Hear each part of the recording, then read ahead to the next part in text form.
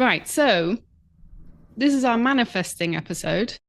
So it comes with a woo-woo warning because this might be too much for some people, but for others, if you want to find out the ways that we get the good stuff in our life, I don't mean like that. I mean, Oh, everything. well, I mean, you can also manifest for keep, that if you need to.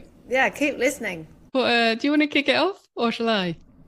Well, I wanted you to explain what manifestation is because I will probably just ramble and you know the things, so. Well, I think there are lots of different ways of doing it. Shall I tell you my manifestation story? Yes, but what does it mean? So I think of it as you feel like just feeling good brings you good stuff. And you live that life as though you've already got it and it comes to you. And I don't know about you, but I've been doing this for years, like decades. And I really feel like I'm really lucky and I get everything that I want, which I'll go into more detail about in a bit. Yes, I feel exactly the same. I feel like I've been manifesting without even realising. And then there's been some periods of my life where I've forgotten that it's available. And then you realise and you're like, oh yeah, I just need to feel this way and then ask for this and then take inspired action. But I want to hear your story. Okay, so it started probably about 20 years ago when a friend of mine gave me an audiobook, and that was The Secret by Rhonda Byrne. Rhonda Byrne, she's Australian. I'm sorry, I'm not meaning to make fun of Australian accents, but because I listened to the audiobook, I just always hear her saying a name like that. Have you read it? I did, but I actually saw the film Oh, when I was working for my brother. Like, literally, we watched it and I would then just have it on most days. And I was obsessed. So it got me into Abraham Hicks. Oh, I don't know. I don't know about Abraham Hicks. This is later. Esther and Jerry Hicks. Incredible. They're in the movie. And yeah, so good. But carry on. So that really did line up with a lot of stuff that I had been thinking and feeling at the time anyway. Like I remember when I was little, I had this feeling, this sounds really egotistical and a bit back, but I had this feeling when I was little, like I had something really amazing to give to the world. It does sound really crazy, but as a child, I was like, there's something that I'm going to do and it's going to be really like, involving like really good feelings for other people. And I just kind of kept that. So when I listened to this book, it really resonated with me. And it was just all about like feeling good attracts good things. And if you feel negative, and I experience that also. If you're having a bad day, stub your toe or whatever, and you're like, hurt, everything's bad. Like everything just snowballs, and it's all about sort of picking up your energy. So I do love Rhonda Byrne, do love The Secret, but she did start to sort of annoy me a little bit after a long time of listening to her. But I would dip back to it every now and then. And she's written other things as well, which are also great. I'm going to get really excited about this. It's called a universal shopping list. And I did this from when I was a teenager. And the idea is you write down the things you want, but you write them in the present, like you already have them. And you can list anything you want, because the good thing about the universe is, as long as you're not wanting bad stuff to happen to people, it wants you to have what you want. So I would write down, I live in wherever I wanted to. I used to put, I'm a drummer for whatever. I have done tours on a tour bus. I have done this and this and this. You just put it away somewhere and forget about it. And then it's crazy how if you check back on it, like years later, I'd find all these lists and I'd be like, wow, it's all come true, except for the things that really weren't good for me. But I didn't know that at the time. So yeah, there was that. And then I did a cosmic ordering workshop, which I can run through with you. It takes like 5 minutes. Do you want to do it? Yeah. Okay. I get really like goosebumps talking about it. So the idea is, like I said, you can have whatever you want from the universe, and there's no limit. Like if you need money, you can ask for money. You can even put times and dates on stuff. You can even put amounts on things. There's just one rule, which I'll tell you in a minute. So you start off and you have to practice with small things and like build up your powers. So you can find somewhere where you can really concentrate, where you're just not distracted by other stuff. So I used to do this when I would be under the shower and I would think, try and get that feeling as though, you know, when you're a kid and you get a Christmas present and you're really just like really, really hyped. And if you can try and feel like that, then it's more likely to have an effect. Then you say, well, this is what I do. I really, really want, say the thing. You can say it out loud or you can get so sort of strong with it that you can even think it. You have to be quite careful. So say the thing you want, and then you have to end it with, for the good of all concerned. And this is because, say, for example, you order money, it could come from someone that you love, like dying or something. You might get the money, but it's not in a good situation. So you have to say, for the good of all concerned. So 3 parts. I really, really want the thing. You can put time, date, amount, whatever, and then for the good of all concerned. Examples of this are, if you start by like practicing with parking spaces. I have a joke now with lots of my friends because I can order parking spaces for everyone.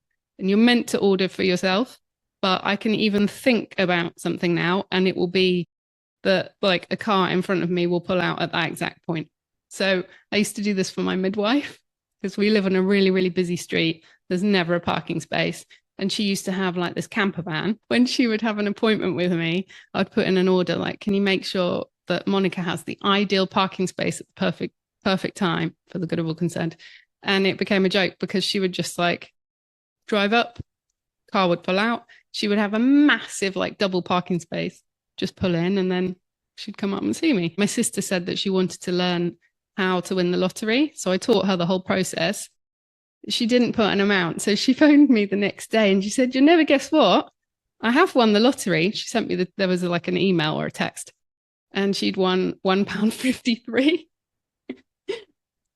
But she had one. So Wow. yeah, And so, how does that work if you want to, like you just touched on it, if you have something that you want for someone else, how specific can you be with that? it depends how long you've been practicing it and how much you want it. And I guess like how good the thing is. So I do it for my kids all the time. Like I wish things for them, like good health and love and stuff. And I've just taught them to do it for themselves. My daughter does it as well. She does it at school, where there was a day when she wanted to be the child that got to give a present to a teacher or something. She said she put the order in. She was like, well, of course, I was the child that gave the present. And my little boy does it for traffic lights. When we're on a walk, he'll be like, right, I want all the lights to go green. And every time it happens, it's crazy. So yeah, it does sound completely nuts.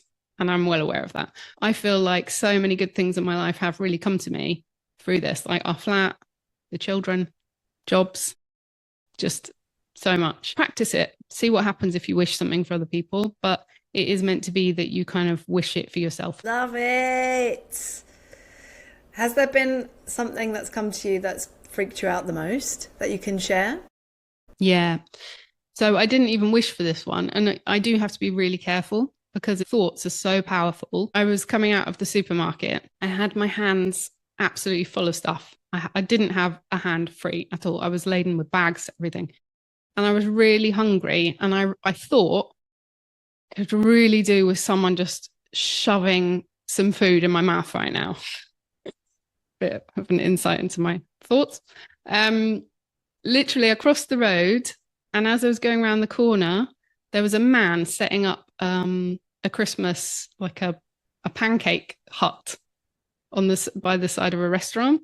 And he leant over the wall with a pancake, a cinnamon and sugar pancake. And he was like, here, do you want to take this? We're opening today. And I've got to do some trial ones. And he literally went like this and handed it to me. And I was like, so yeah, I hadn't even put in an order. It was just a thought. I have them all the time. I think about it, and then later on, I'm like, oh, I had that thought, and actually, that thing has happened, and it is quite crazy. It's so good. It's so good. I'm all about it lately. Just trying to feel the feelings of already having it, and sometimes it's not even a thing. It's just being this version of yourself, and it's so fun. And then it's almost like I'm trying to not chase something I'm just trying to be it now. I think you can just have a deeper appreciation for everything that's there and just make tiny changes to where you want to get to. Or trusting that if you don't have it right now, it will come to you at the right moment. Maybe you're not quite ready for it yet. It can be that there's a better moment for it to happen. You just have to believe that it will be there. Like once you've placed an order, that's another thing. You don't need to keep placing it. You just have the faith that you've said the thing, you felt the feeling, and it will make its way to you if it's meant for you. Like some things aren't meant for you. And that's also part of it, but that's okay. Yes, because if you don't do that when you order online shopping, you're not checking every 2 minutes going, well, is it going to come though? Because it's not Saturday yet and it might not come. And then I've heard that the universe, now this is proper woo-woo, so hold on, that the universe is only hearing or feeling your feelings. And so if you're just looking and saying, well, it's not here yet, it's not here yet, then the universe is just going to respond to that and not the trust, which is what you were talking about. You just need to hold on to the trust, because otherwise it's just going to hear the lack and that it's not here, and then it's going to go, well, you don't want it then. Does that make sense? Yeah, completely. And something that really follows that is if you just slightly change your mindset, if this does sound completely crazy, which to some people it will, and that's totally fine. But if you just change your mindset, instead of feeling the feeling or the thought constantly of like, oh, I'm so broke or I'm so tired, just those small things. I have a friend who, we talked about this, and she said that she has had this change of mind frame from, oh, I'm so broke, to like, oh, I've got more money than I need. I've got everything I need. And that since then, her finances have changed. And I feel the same with when I'm tired. If I get too bogged down by this, like, oh, I'm really tired, then I feel tired. It's just these tiny, tiny changes. It's worth looking at what your thoughts to yourself are, or how you talk about yourself to other people. Like if you say, oh, I'm so unlucky, or I'm so clumsy, and if you change it, it can make a massive difference. Yeah, I'm trying to teach the girls that now with something like going to sleep. Sometimes they'll say, I can't sleep, I just can't, and this and this. And I say, well, you really need to pay attention to what you're saying, because it's so powerful. If you say you can't sleep, you can't sleep. You get to decide. You have a lot more power than you know. And there are other things that we can shift your focus to. You know, let's think about this. Let's write down some things that we enjoyed in the day. That resonates so much, because the other day I was just saying to myself, oh, I'm so tired. And then you can get into this victim mentality of you don't have control over things. And the truth is you do. It's up to you. You get to decide what you're doing and your response to it. Even if it's not where you want it to be, you can still control how you react. And if you're going to view it as something really bad, or if you're going to view it as an opportunity to change something. It's something that you can also just be completely unaware of as well. There are different levels to this, so you can really look further into it. You find that there are these people in history as well who've made massive changes or discoveries in history, and they've all kind of used this method, like the feeling that you can have whatever you want and you need to kind of be on this positive wavelength for it to come to you, but then it will come to you. There are lots of different takes on this around the world as well. Like I'm not a religious person, but I do believe in good and love, and that being a strength that you can draw from. And I guess that's, you know, what a lot of people have in their faith. And so it kind of lines up with a lot of these different thoughts. Yeah, and I think some of it is working through our own beliefs that we've picked up since we were little, through society, through friends, family, whatever it is, knowing that you are enough and knowing that it's safe to receive. I know for me, just a little story, from as long as I can remember, I would always just have no money. Like I would go on a tour, bring in some money, excellent, and then it's like I just wanted to get rid of it. Because somewhere, and I've only discovered this in the past few years, but somewhere I didn't feel safe to hold it. And it's just been a repeating pattern. Oh, I've got this, oh, let me get this, or let me buy that, or let me do this, instead of just having it there. And so It's been a retraining of my brain and my nervous system to be okay and go, if you have money, you don't have to spend it. You can actually save it, and you're safe. Like, nothing's going to happen to you. No one's going to think badly of you. You know, it brought up so much stuff which I didn't even realize. But what's helped me the most in the past few years is that phrase, it is safe to ... And I've just started saying that to myself. It is safe to earn money. It is safe to publish a book. It is safe to be online. And I think that's something that I didn't realise would be part of the package in trying to change things and trying to order stuff from the universe, is actually you have to be open to receive it. Yeah, that is definitely a huge part of it. Feeling like you're worthy of whatever you really want, and that is okay, that it's not a bad thing to ask for something, and also that there's not a limit on what you're allowed to have. That's a really, really big part of it, because like you said, unless you're open to that, then you won't be able to receive it. And that is something a lot of people struggle with, like the money thing. I don't personally feel comfortable ordering money. I did actually have that happen with something where I was ordering a job where I would have a certain amount of money, and I ordered for it to be the perfect job for me. And then I set an amount, and then a really strange thing happened. Literally, I think it was 2 weeks later, where something happened with my family. There's a business like on my family side. And from that, I got the money that I wanted to be topped up as a payment from this company that my family's involved with. So everything else stayed the same, but the actual money changed. And yeah, it's been like that. That's been a couple of years now. It's just such a powerful thing that you can really allow yourself to make these statements. 100%. I'm going to show you in a bit, but I've got like journals just full of lists, goals, and then processing things. And you can see like I'm trying new things, and it's so uncomfortable because you think, can I hold this? This is really new.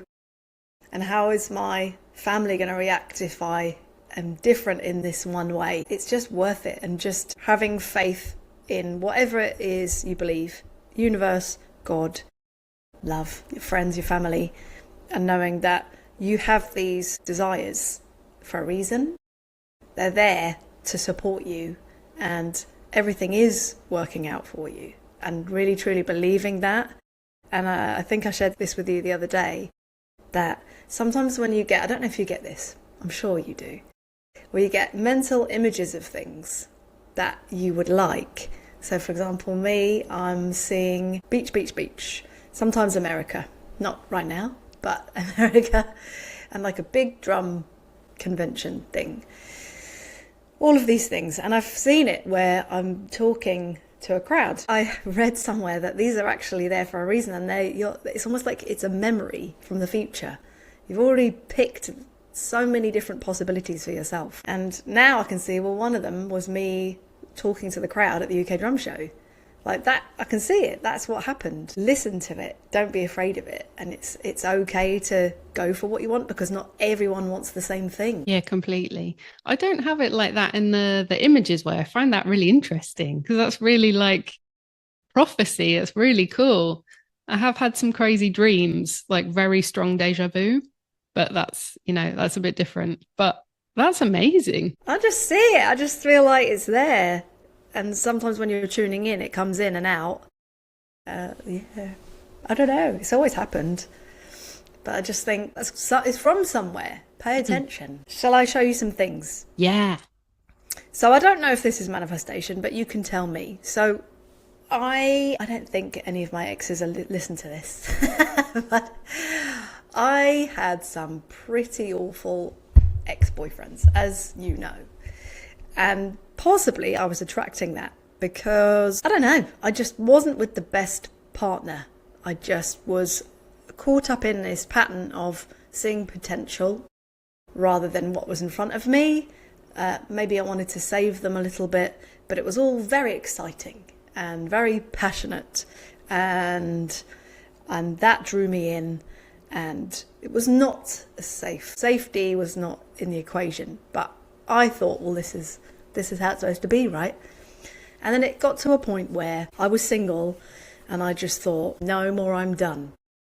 The next person I meet needs to be different. My family, each member of my family needs to like this person. Because up until now, my family had hated my boyfriends and I didn't listen to that. And that is such a big red flag. If your family don't like your partner, just listen. I decided to write a little list of what I was looking for. So I read it. Yeah. I wish I had the year, but it must have been 2009, 2010. I was going to say it was probably like 2010, wasn't it? Something like that. Little piece of paper. Ah, there you see. You used to write on paper. Oh no. So it says, my ideal underlined. Very romantic. Flowers, compliments, and surprises. Spontaneous, fun, loving, makes me laugh so hard I ache. Very caring and unafraid to shower me with affection. He adores me as I do him. Values marriage and wants to marry me and have children with me. Oh, I feel a bit emotional. Oh, me too. Very proud of me and my career. Very supportive and encouraging. I mean, I feel like Neil ticks everything. He does. He was not the normal person I went for. But I remembered my list. And I remembered that it was about the feeling safe and my family approving. And I'll never forget, he came to meet the family. And my sister Andrea, she has always been fiercely protective. She came into me the next day. She came into my bed, hugged me, and said, Kiers, because that's what they all called me. She says, Kiers, he's just great. He's really nice. And then that was it. She says what she feels. And I have had some just shit, no, boyfriends, and she's called me out on it. Which, at the time, you never listen. But, you know, it all worked out, dear listener. Oh, that's really lovely. I'm glad. Yeah. But yeah, that's the universal shopping list right there. Yeah. Tick, tick, tick. Because he does. He's such a wholesome family person. I think And he makes you laugh.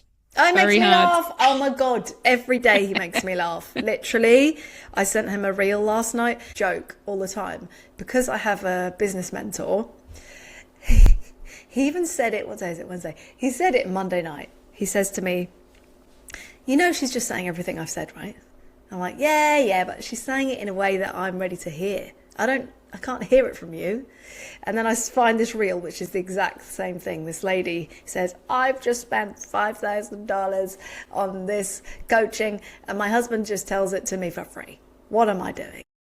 But we crack up about it, and yeah, there's a lovely supportive vibe, and I'm very grateful. Me too.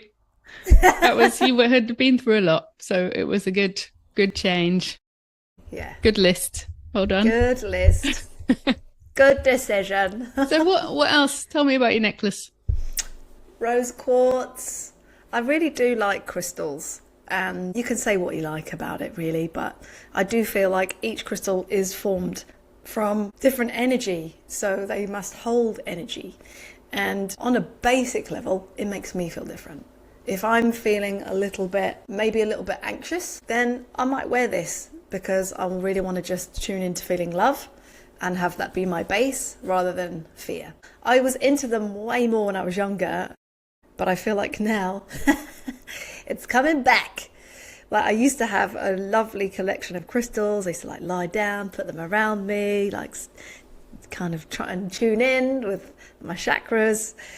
And now I'm getting back into it a bit because I just feel like that part of me is still there and freaking love it. I love crystals as well, but I'm just really bad. I just forget to wear jewelry in general.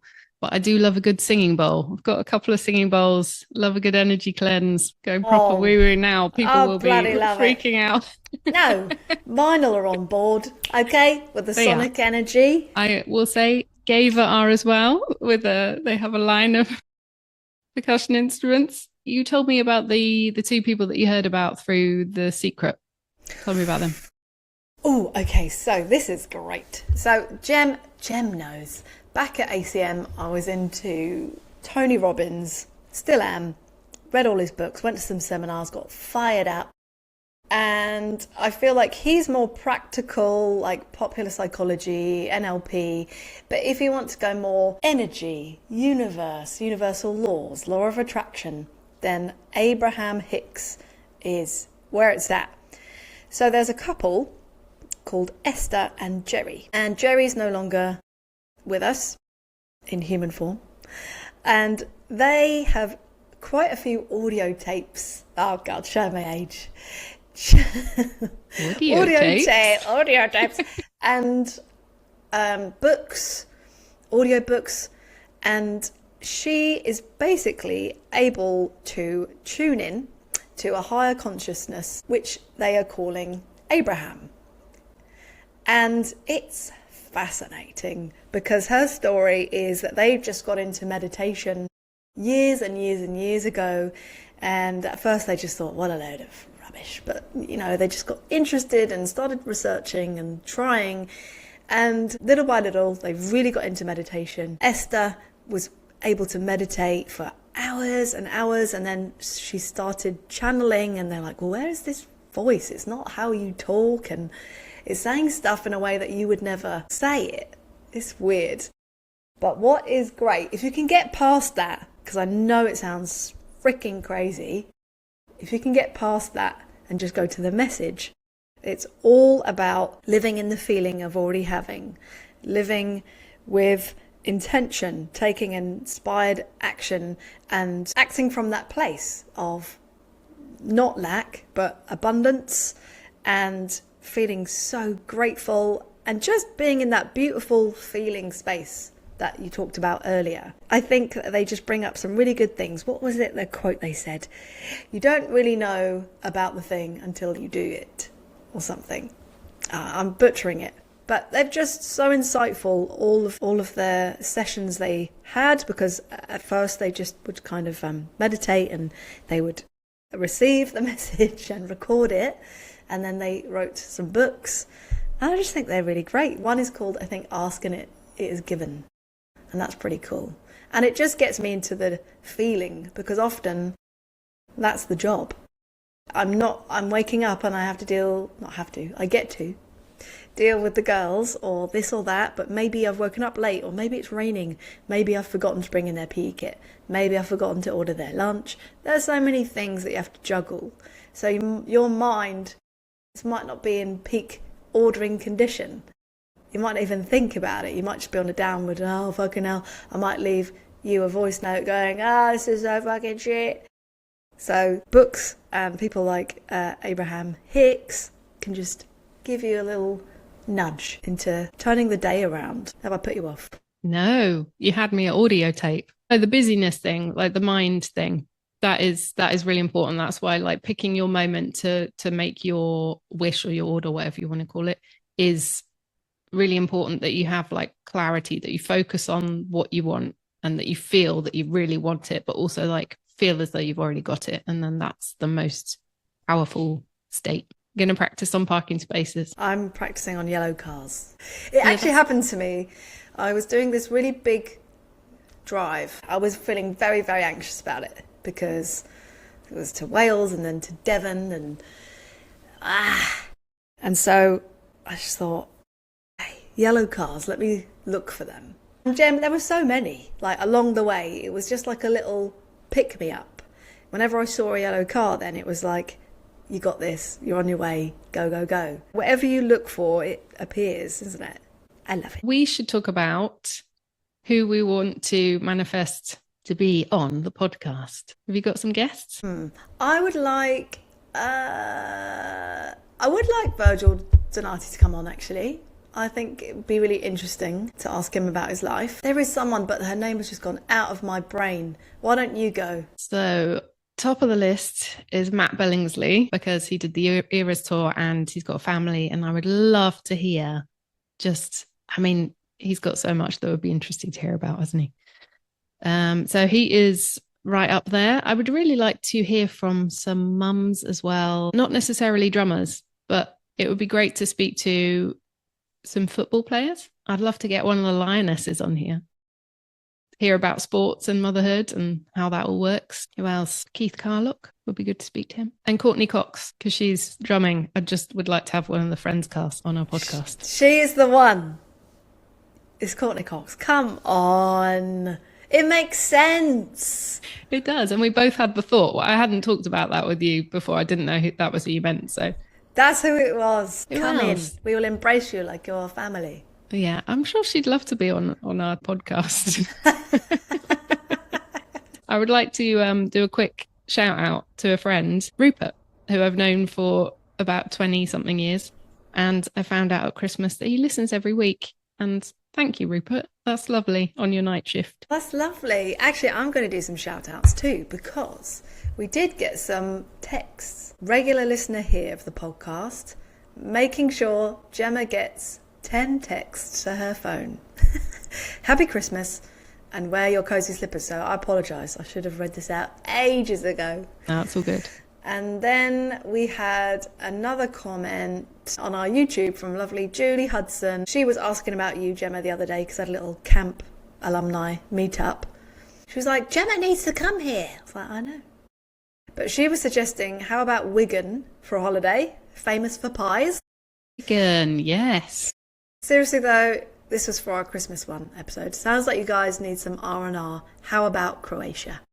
Loads of beautiful islands to explore. That's a good idea. Croatia has kind of been on my list for a while. Yeah. Is there anything else manifestation-wise? Yeah, I want to share with you my little list. And this feels a little braggy, but I also feel like it's important to be okay with celebration.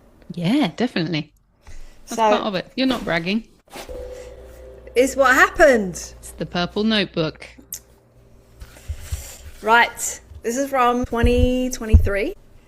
I've just got a bunch of goals on each page. Start doing women's camps abroad, somewhere warm. Successful Drummer Mamas Season 2. Book published about odd time signatures. Join the Sona drum family. There's a few that I have not manifested yet, such as make an EP of my own music, be in the best health and fitness. That's not there. Start a lady drummer movement with my camps. That's in process. Oh, that's a lot that you've achieved so far. That's just from a list on a page. But I do write things down regularly, I have to say. When I go on a walk, think about it and listen to some music. Maybe I'll listen to an uplifting podcast and I'll try and feel the feelings. Yeah. So that's the headspace, going for a walk for you. Yes. And that has taken such a long time to be okay with. Like, it felt self-indulgent to take that time, but it's not. I don't really know what my space is anymore. I think I've practiced it so much that I can kind of switch to it wherever I am. Oh my God, I fucking love it. That is amazing. But I do have to be really careful. That's why most of the time I am very happy and have good thoughts, because I don't know if, one affects the other. But once you start getting into that, then it is just like a life change. I want to know if people start doing this and then they practice with small things like parking spaces. I want to hear how it goes. Absolutely. I feel like you should text us. Oh, yeah. Text us and tell us what it is you're manifesting, and update when it happens, because it will, by the way.